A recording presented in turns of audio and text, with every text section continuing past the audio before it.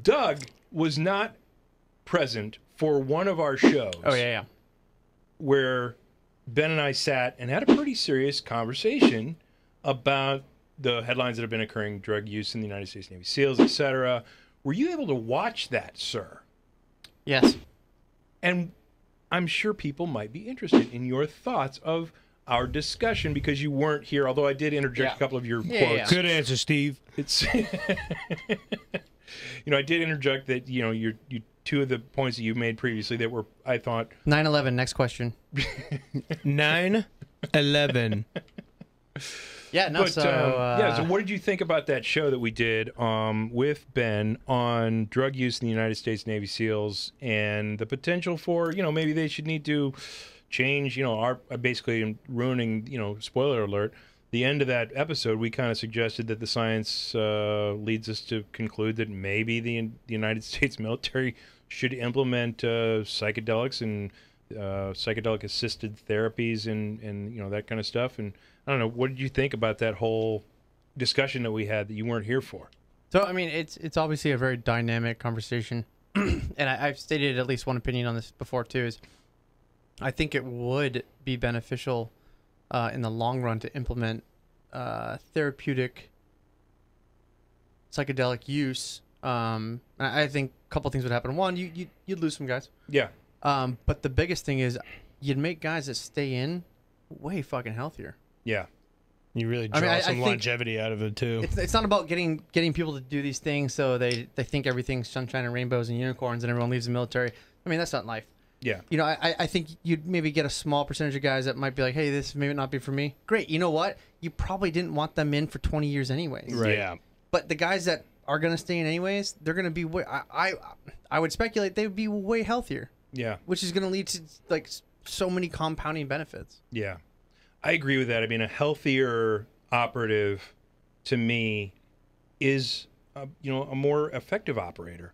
Not just after the fact. Like, you've got the whole problem of sending these guys off to do amazing things and very stressful things, and you have stress buildup, yada yada yada. But then you have to deal with their medical issues after the fact. But here's the thing that I learned about dealing with some folks. Like, there's this lady who read one of the books that I wrote, and she had a revelation about her own alcoholism, where it wasn't a you just get to Friday and you want to go out and have a bender and yada yada yada. It was the stress builds up over time, like during the week, like the stress from Tuesday at 4:00 in the afternoon that you don't fucking deal with, that you can't deal with at the moment, then all of a sudden becomes that buildup that has to be released Friday, and all of a sudden you can't remember what happened the whole weekend until Monday.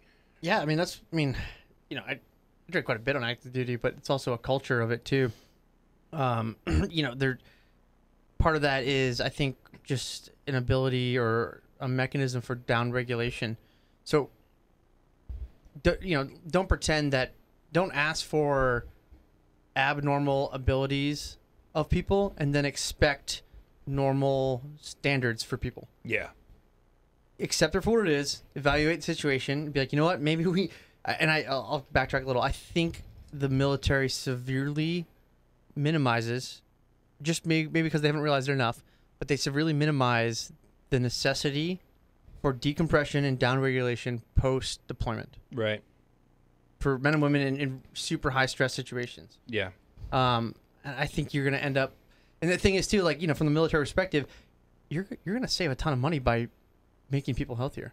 Yeah. But this isn't a us or them argument. This is, hey, how do we make individuals better individuals? Yeah. For things they want to do. Yeah. Was it I think I saw a statistic somewhere that said many of the returning folks who came back from deployment, just regular, not just special forces, but just regular veterans, were dealing with issues that qualified them for disability.